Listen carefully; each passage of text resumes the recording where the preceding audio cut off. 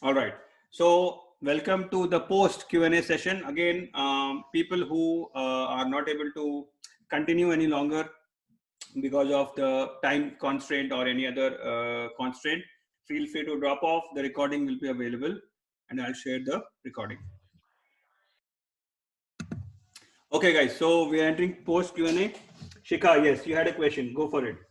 Yeah, if I'm not wrong, earlier we used to say that we should within loop we should not have a select statement. If I'm not wrong, you select from KNA1 into an internal table and then read from that internal table within the loop used to be. Yeah. But now you can directly do that. There is no problem. As I'm saying, with HANA as your database, the coding paradigm is changing. Okay. Because I'm using ABAP on HANA, the code is being pushed down to database and it is much faster. Those constraints of internal table and all, it used to come because there was a constant back and forth data transfer between your database and your application server. Okay. But with HANA database, new ABAP code has come in, which is one example I've given here. That is a code push down. So it's fine. As long as your data is like reasonable. Yeah, when you're talking about billions of records, then yes, then sometimes you have to create an internal table with proper filters, only the data which you require, and then you can refer to that. Yes. One more question. When you were doing this implementation, you created one the implementation of the body ZZRSU5 2LS11 VHDR. Yeah, this one. And then the class, I think I missed it. Did we create the class as well? You said this class is a global class, so I got. Okay, so the class name was auto suggested by the baddie. Okay. This. So I didn't give this name. Yeah. I could have given another name. There is no stopping me from giving my own class name. Okay. Okay, that's possible. But since the system suggested this class, I just took this class. I activated first before going to the code of the class. I first have to activate it.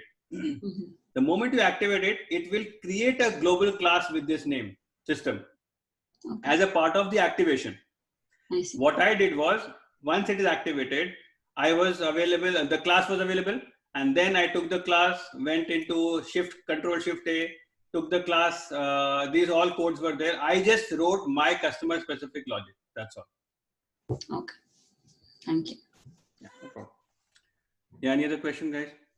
Devanshu, yes, this is ABAP code, right? So the ABAP code will be executed in the application layer, right? I mean, this code. Yes, it will be, but there will be a code push down happening. So certain part ABAP will handle, but the moment ABAP sees the new code, okay. See, ABAP application server has been enhanced to identify the code as new or old.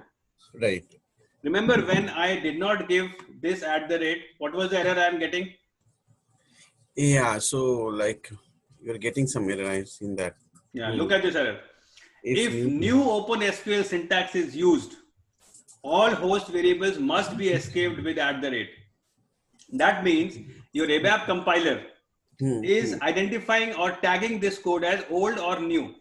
Right. If it sees that this is new ABAP on HANA, it delegates the responsibility of the actual code, the actual extraction only to database, and database itself will not do back and forth transfer. Finally, when the entire data is ready, it sends it back to the ABAP server. So Devanshu, then only field symbol will work, right? Then work area won't work. No, that will also work. Every work area, everything is now escaped with @. Okay. It will work. Your internal tables, your work area, all the internal variables are now with @.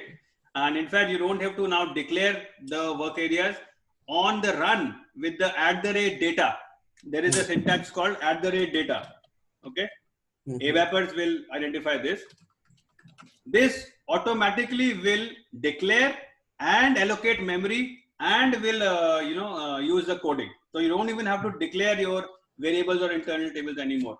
With the on the run select, when you do a select into, in that into you can say @data, and any name you can give. By default, it will be created, memory will be allocated, and data will also be populated.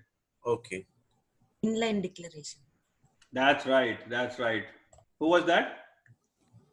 This is Risha. Sirisha. I think you are aware of the new ABAP code, right? Not much that much because I'm a BW developer. Okay. Once in a while we have to write this. Yes, correct. But please see, there is not much difference between the actual code we used to write inside the CMOD and this code. There also we used to write case. There also we used to write when, and there also we used to write looping and selecting and everything. So code wise, not much has changed. Where you have to write the code has changed. No more CMOD. Now you have to come to baddie, implement the baddie, create the class, and then implement the interface. So if you are creating your own class, if you don't want to take the class proposed by the baddie, then you have to make sure you implement this interface. Okay. If you don't implement this interface, then the methods will not be a part of your class, and then you will not be able to write the implementation of those methods. Devanshu, in the older version of ABAP, I mean, writing a select within a loop is very much performance. Yes, intensive. performance intensive. That's why internal tables were used. Right. So now with HANA, again, I'm saying, if you are using the new code, and if the volume is reasonable, like not 100 billion or in that volume, then this code will still work with good performance. We have tested that already in our client. Okay. But I'm not saying that has completely gone away. It depends from your volume. Right. Yeah. Any other question? Devanshu, initially when you were trying to fill the setup table, it was giving that error, right? So you activated the header data source first. So for any application area, we have to activate the header data source? No. If you just want the item without the header, say for example, then you just activate the header, make sure the dummy subscription entry is there in ODQ, operational delta queue, and then you can fill the setup table for item. You don't need mandatorily that header first, then item, then schedule line. There is no restriction like that. Okay. Yeah. Devanshu, while we were debugging the code, that time you have done the data preview. So, what will be the maximum number of record it can show there in the data preview? Maximum, I have to check that. I think there is a restriction for the maximum number. I think it can go up to 50,000 or something, but I'll have to check that. What is the maximum number? So okay. we can define those maximum numbers from the preferences in the Eclipse. So basically you have here in the ABAP development, you have certain, I think data preview is there for the debugger. Let me see. There is somewhere we can provide maximum number for the data preview. I'll have to check 1 second. No, but this is HANA. So in HANA, you can have maximum number of rows displayed in result as 1000 is the maximum, but I can give here as much as I want. Of course, I mean, you have to make sure that the RAM is able to successfully show you that, because sometimes if you do it too much, then it will go to dump. But this is for HANA runtime result. Maybe I don't know, this applies for that also for ABAP debugger or not. But somewhere in the preferences, you can manipulate that. Try with this first result. So you can increase that here, and then you can see if you are able to see more data in the data preview. Okay. Yeah. Hi, this is Vijay. Yes, Vijay. What's the difference which we are going to see with this new approach compared to the older approach? Is it going to give us something better compared to the older approach, basically with the ODQ mount, ODP mechanism? Yes, absolutely. I know what it. So he is asking the difference between RSS 7 and this new one. What is the benefit, right? So one of the major benefit is that now the external data source, external tools can easily access the same queue. So the queue which is used by BW for maybe 2LS, 11B HDR, same data now can be sourced to your boards, your Informatica or any other third party. Previously, they were not able to use that. Second benefit, it supports real-time replication. So if you have, say for example, SLT, and you want the queue to be there in ODP, which is populated via SLT, then it is possible. And that will give you the real-time replication and high volume. High volume and real-time replication are both supported by the ODP. Third benefit, data is highly compressed in the ODQs. So if say for example, you have 1 GB of data records, that will be compressed to 200 to 400 MB, which is a very high compression in ODQ, the ODQs and ODPs. So that's why, because of these benefits, ODQ will be preferred. Fourth benefit, CDS views. When you create the data sources for CDS views, they can be enabled for ODQ deltas. Deltas via CDS view can be of two types, generic delta and your annotations based delta. Preferred is annotations based delta. And when you have the annotations based CDS views, which can give you delta, they are connected to ODPs and ODQs. So that means the same CDS view data now BW can also use with a subscription, and other third party tools can also use the same CDS view based data sources.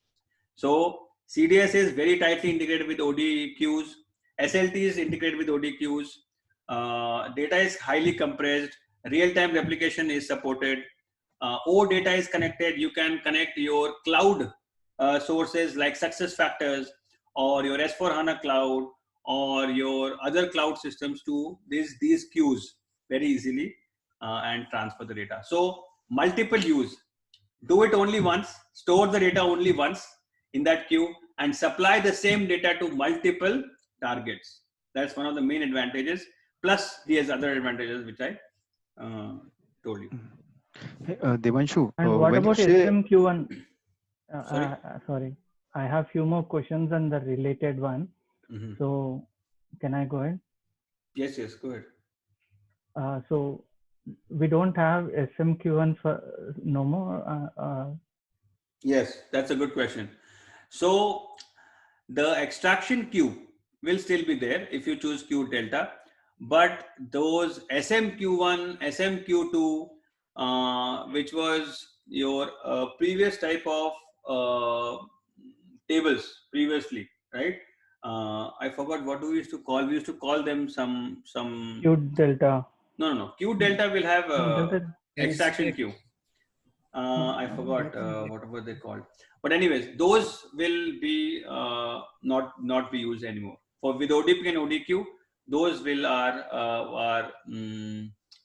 what TRFC queue. Yes, now I remember the TRFC queue, right? SMQ1, SMQ2, TRFC queues. Those concepts are obsolete now with ODP and ODQ. But extraction queue is definitely there. So extraction queue and delta, the operational delta queue, those will be there for sure. Because if you choose extract the queue delta mechanism in the LBWE, then extraction queue will come into picture. So basically these, I forgot to actually discuss this. So thank you for reminding me that. So see, I told you that there are three methods, update methods for the logistics cockpit. What are those three methods? Direct delta, queue delta, and your unserialized V3. Okay, so it's not sterilized. So direct delta is basically data when they are posting, when a user is posting data from a T code like VA01, right? VA01 is to basically change the sales orders. So if a user is changing or creating the sales order, then there are certain events which gets triggered. The moment you hit save on the screen, there will be certain events which will get created. Those events will take the data and post it into the application tables, which are your VBAK, VBAP, etc. with a V1 update. V1 is the highest priority work process in your S4 HANA. So there are different work processes, dialog work processes, batch work processes. So you can check that in SM50 or SM51. So those work processes have priorities, the highest priority, then second priority, then third priority. V1 update is called the highest priority work process. Okay. So when you have a direct delta, what happens is whenever a user creates or changes or updates a particular sales order or anything in S4, those events will take the data into application table and store it. At the same time, it will also store directly in your operational delta queues, OD queues. Okay, it will directly come there. And because it's V1, so serialization of data, that means I changed this first, then I changed that, then I modified this. Those serialization will be maintained with V1 update, and it is suitable for ADSO and InfoCube like ADSO, which is data mart ADSO, so additive and override both. But it is recommended for smaller volumes, direct data.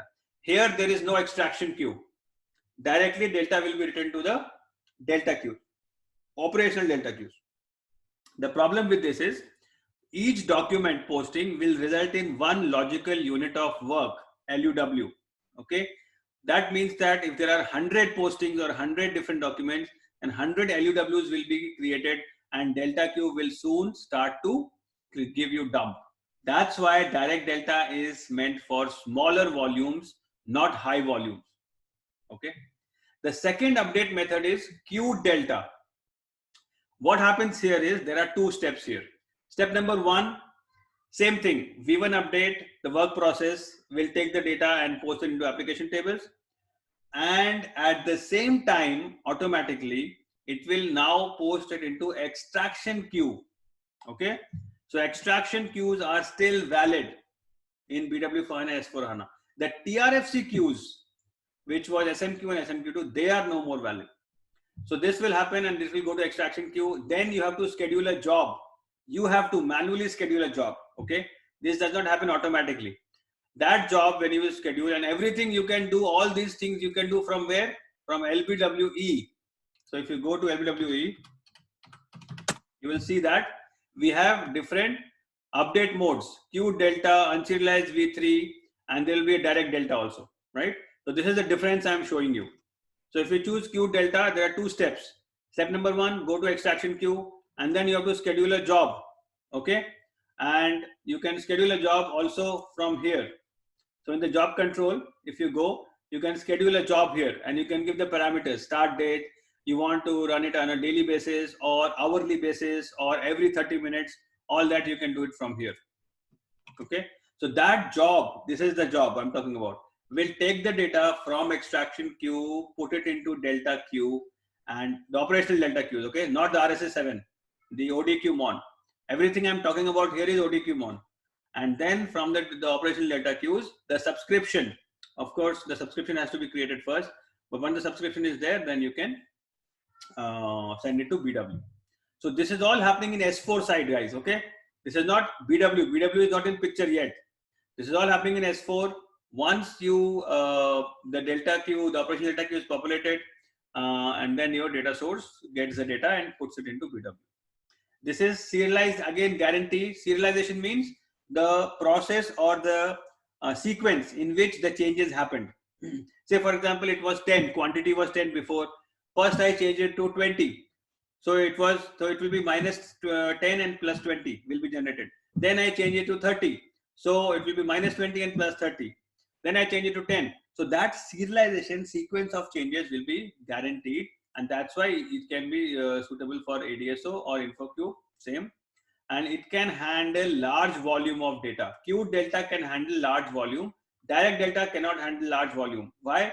Because here one LUW can consolidate 10,000 records. So total, if there are 10,000 records, all of them can be clubbed into one LUW. Here you cannot do that. Here every document change will result in one LUW, which will inundate your ODQ. Here it is manageable because 10,000 records gets consolidated. The third one is unserialized V3. As the name suggests, serialization is not guaranteed, guys. Okay. So this is not suitable for the ADSO. That means if you don't know that 10 was there, then 20, then 30, first, say for example, 30 will come, and then 20 will come, and then 10 will come, your DSO will have 10 as the final value, which is wrong. So that's why we cannot use this for override ADSOs, but this can be used for cube, info cube like ADSOs, which is your data mart ADSOs. Again, this is not very frequently used, and here there is no extraction queue. Now the data will go into something called update tables. There are special tables, update tables. The T code is SM13. You can check from there. And then again, same thing, job you have to schedule. It will bring the data from update tables to your operational data queues and go to BW. So these are the different methods which are used for logistics cockpit only. Okay, this is all specific to LO cockpit data sources. And to answer the question, SMQ1, Q2 is gone. LBWQ is still relevant.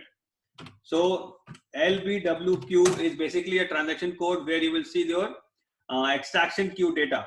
So if the data is posted in the extraction queue, then you can see the data there, and you can delete the queue if, for example, many times we face error because the data is there in extraction queue, so you can get rid of them. Excuse me. So that's what is the current setup. Okay. So Devanshu, like now how this is going to work with SLT? I mean, like you're saying that real time can be done, right? So can this like Q delta work with SLT? No. Okay. Don't mix your logistics with SLT. Okay. Your data source, SLT does not work with data sources. SLT works at a table level. Okay. Okay. But now with 1909, as for HANA 1909 onwards, SLT can work with CDS views also, but not with data source. Don't think that your data source will be populated with the real-time data via SLT. No, that's not possible yet. Okay. As when you talk about SLT, you are dealing with base tables directly, like VBAK, VBAP, AC DOCA, so on and so forth. So when you connect SLT with ODP, okay, ODQ, your queue will be created via SLT, getting data from the base tables, okay, not via the data source. And then you can take that into your BW, or you can send it to some third party, whatever you want. But the real time will end in ODQ. Okay. Your BW has to schedule continuous jobs, process chains to get the data from SLT. SLT will not go till BW. SLT will stop for ODQ at the queue where your data is being transferred. But with new implementation with S4 1909, now your CDS view can also be connected to SLT via CDC, change data capture. There's a new concept, which is basically your, say for example, your CDS view is created on 5 different tables. You have to, when you connect SLT with the CDS view, the triggers will be created on all those 5 tables. And then you will get the data in real time. As soon as there is a change, it will generate the event, and then it will send it to the ODQ, operational data queue. And if you have a streaming process chain in BW, streaming process chain means you will have to create a daemon. So streaming process chain will create daemon in operational delta queue. So it will monitor the queue, operational delta queue. As soon as there is a change, the daemon will identify that and send it to BW. It will trigger the DTP in BW, and the data will be loaded. So this is the setup you'll have to do, but don't confuse SLT with data source. That is not yet there. Okay. Devanshu, Yes. you said boards. So in this before HANA setup, how do we give data to boards? In a classical one, we generate open ups. So classical No, as in I was talking about this one. When I talk about boards, I was talking about sending data to boards from the ODQs, not BW to boards. You see this SAP data services? Yeah. This SAP data services is getting data not from BW, what I was saying. It's but the same queue. Say for example, 2LS11 VHDR. Okay, that data source has created a queue here. Previously, can you send the data to boards easily? No, you could not, because that queue was readable only to BW because those were cluster tables, special cluster tables. Now with ODQs, those are no more that proprietary ABAP cluster tables. They are open tables which can send the data to BW, same queue, okay? And the same queue data can be sent to boards also. Same queue data can be sent to SDI adapter also. Same queue data can be sent to your OData based distribution, which are your cloud based service providers. What I'm saying is BW is just another consumer. Previously, RSA-7 was reserved for BW. Now it is no more reserved. It is open to all, and they all can connect to the ODQs and get the data. Okay, but how is the delta handled, Devanshu? Like, let's say BW for HANA we loaded only last 2 years. HANA SDI, like, we loaded only last 1 year, whereas the data services we loaded last 5 years. How is the delta is enabled? Delta is enabled from the different. So you are using the same queue. Let me understand your scenario. You are using the same queue, and you are saying sending the delta is different to different consumers. Yeah. I didn't understand your question. Yes, correct.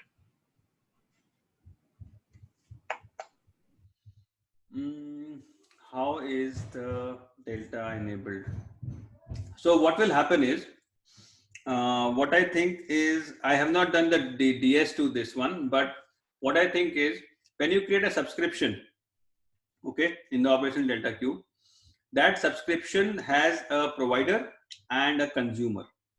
So say for example, provider is the same, which is your data source. So you are sending the data via the data source to the queue, which is to LS11 VHDL. But the consumers are different. So that means when this guy will send the request for delta, the new subscription will be created for the same queue. Say subscription number 1. When your SDI will send the delta, it will be subscription number 2. Queue is same, okay? The source is same, the queue is same. You are creating different subscriptions to that queue. And those subscriptions you can find in ODQ Mon separately. So if you go to ODQ Mon, you will see that with every subscription, we have a target and we have a source. So say for example, let me take the header one. This is the dummy one. So let me take header. If you double click on it, so you will see these are the subscriptions, right? So subscription will have a subscriber. Who is subscribing to it? Your BW for HANA is subscribing to it. If your board subscribes to it, you will see another record here. The queue is the same, header, but who is the subscriber? The boards is the subscriber. So we have different subscriber types. Okay, we have boards, business object data services, as one of the subscriber type, right? BW as another subscriber type. Then you have your OData access subscriber type. So when boards will come, it will create a separate record, and deltas for the boards will be handled independently from deltas for BW, because the subscription is different in ODQ Mon. Did you get that? Yeah, thank you, Devanshu. No problem. Yeah, but Devanshu, just one thing. In some way, this is what do you say? Making BW irrelevant, right? because otherwise we had to because otherwise we had to go. Don't say that. Don't say that. I mean, not irrelevant. I would say BW is another another guy who's taking the data. That's all. Yeah, but previously they had to go via BW, right? The boards. I mean, now you are making it open, so I don't know. Yeah. So you are saying the usage of BW will reduce, huh? I mean, this is one way of looking at it. No, see, you're right. You're right. I mean that. So what he's saying is that now you don't have to ask BW. You can directly go and say, yeah, give me the data. I don't need BW. Exactly. Right. So, which is in a way good. See, because you don't have to wait. Boards does not have to wait for BW process chain to complete. Then the board will get the update data. As soon as it is updated here, doesn't matter if BW job will run 11 o'clock in the night, but the update happened 6 o'clock in the evening. The DS doesn't have to wait for BW. It can directly take. But yes, You're right. If there was a flow which was indirect, now it can become direct. But that does not mean that BW is going away. But see, there are certain projects, I know maybe why you are saying this. There are certain projects where BW is only used as a middleman. Okay? If those projects are there where BW is not used for data warehousing, it is only used as a middleman, then that will go away. Right. Unfortunately, I'm sorry. Yeah, you're right. But it's for good. See, it's for the finally, it is a good thing which is happening. If we delete the extraction queues, so that data will be inconsistent, right, in table level. Why do we delete the extraction queues? Oh, why do we delete? Because suppose you are enhancing the structure, like we enhance the structure with land1 and name1, right? So there can be scenarios where there is data in the setup tables. There can also be scenario where data is there in the extraction queues. Okay. So if you are enhancing, anyways, you have to reinitialize, correct? If you want historical data for that, you have to reinitialize. So in those cases, sometimes we have to delete if the data is there, and because of the data there, you will not be able to enhance your structure.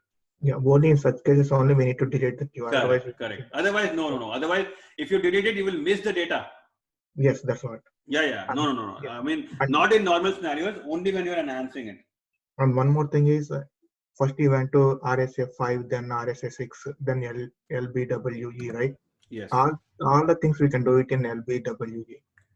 Can we do it, or we need to process the RSA 5, RSA 6, then only LBWE? That's a good question. See, as a best practice, I always go through RSA 5, 6 and LBWE, but I think it is possible if you just go to LBWE and do it. I think it is. Correct me if I'm wrong, guys. Because there also we can maintain the structure. Correct. No, you're right. There also we can maintain. And we saw that there also when we clicked on a data source, it went to the RSA 6 kind of a screen, and we can maintain and hide and those things. So you're right. I think RSA 5 and RSA 6 might not be required, but because other data sources, apart from a logistics cockpit, we have to go that route. So I just showed the entire flow, that's all. But you're right. We can even do without RSA 5 and 6 also. Hi, Debanshu, this is Sushant. Yes, Sushant.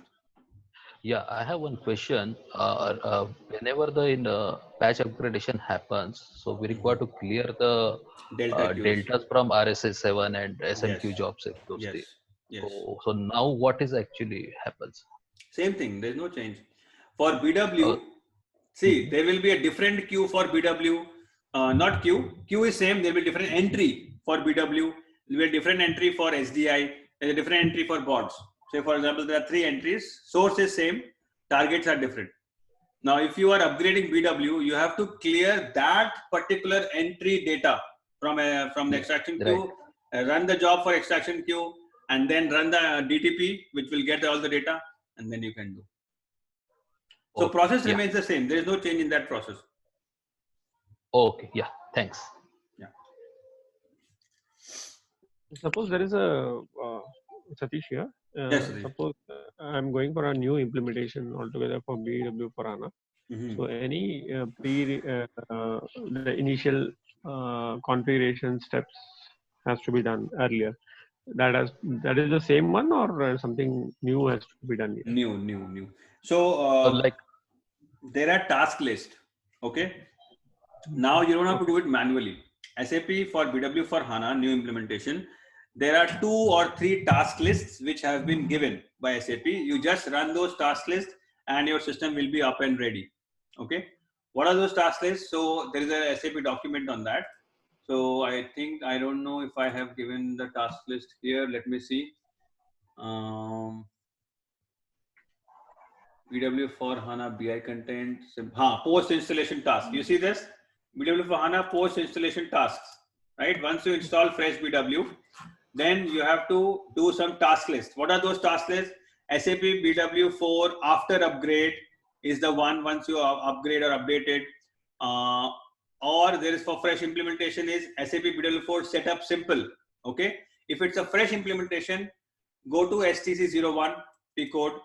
Run this particular task list. This will have all the individual tasks which we used to do manually, one by one in the previous world. Now it is compiled into one task list to make it convenient. Run this if you use a fresh. If it's not a fresh, if it's an upgrade or an update, then there is a separate one, SAP BW for after update. You do that. And for cockpit, BW for HANA cockpit, run this SAP BW for launchpad setup. It has all the steps for SICF services activation, OData services activation, the profile parameters which we need to maintain. And once you do that, then your BW for HANA will be up and running. Is it a program or a T code? Task list. See, I'll show you. So let's log into BW for HANA.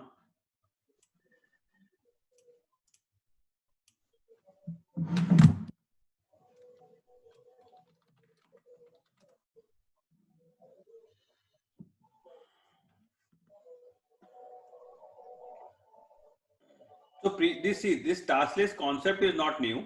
It was there from earlier also.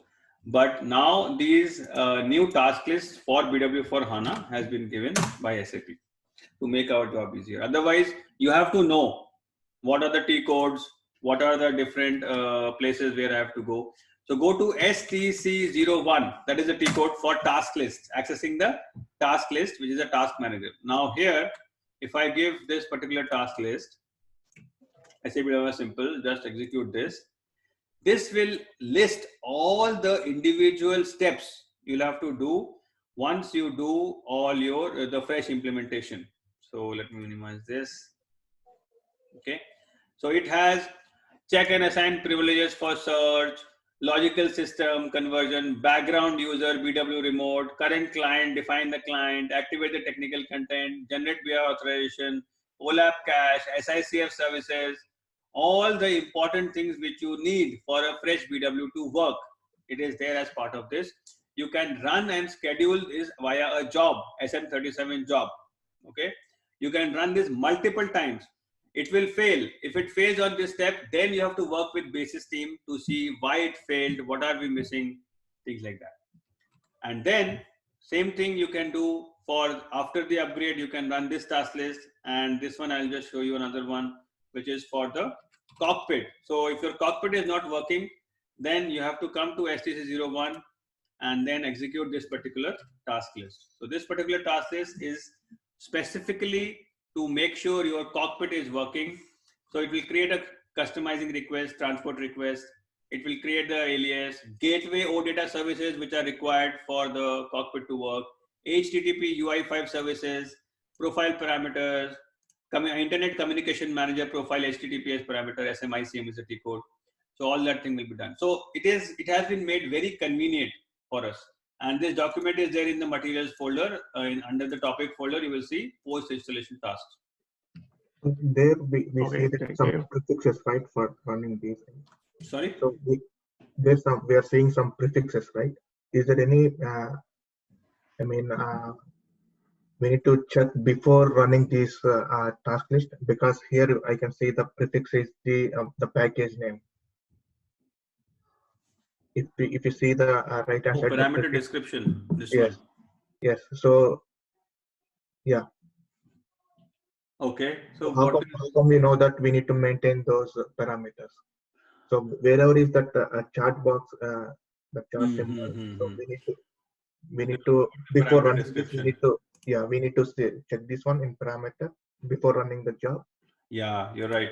So if there is a parameter already there, okay, then make sure that you check that parameter also. If you want to change the parameter, then you can change the parameter. Like this is every 15 minutes the job will run. So if you don't want this, if you want 30 minutes, then you have to change the parameter and run it. Yes, you're right.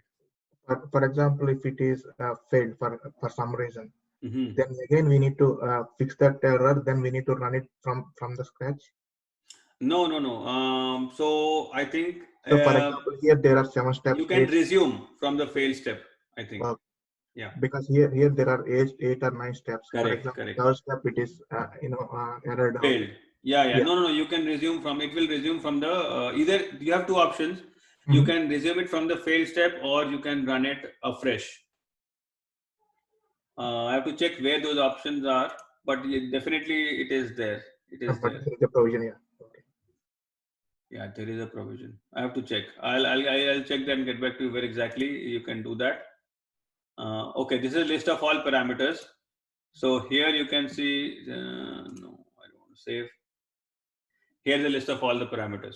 So if you want to see in one shot what is the parameter and what is the value, you can check that here.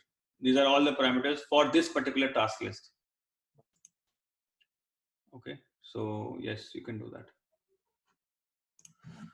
Okay, any other question?